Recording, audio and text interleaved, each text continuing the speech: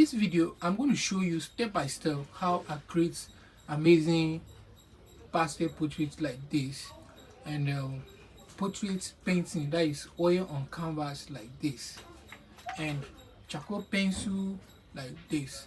Lastly, abstract painting like this. Creating an amazing artwork like this was really fun while making it. In this video, like I said, you are going to learn so many things today that will help you as an upcoming artist, whether you are a beginner or you are an experienced artist. And watch this video till the end, because the little tips I'm going to share with you here can help you elevate and take your art to the next level.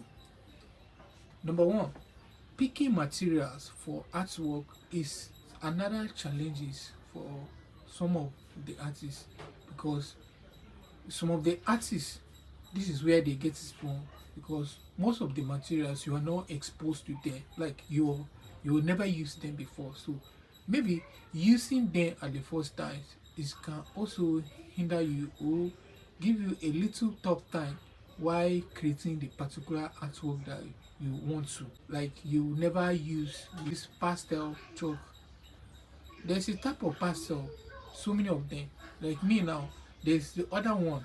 They call it what do they call it? It's more of oil.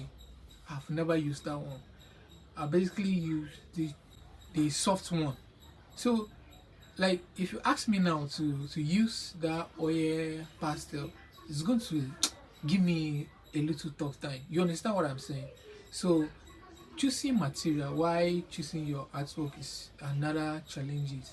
So I advise you that it's always good to experiment, but you start from somewhere. So I urge you to keep using those ones that you have been using before. You understand? So like that, if you perfect this one, you try another one. Like I say, it's not like I will not be able to use the oil want to create, because I'm already used to this one. So if you give me that one too, anyhow I can't. But I strongly believe the work will not be same at this one.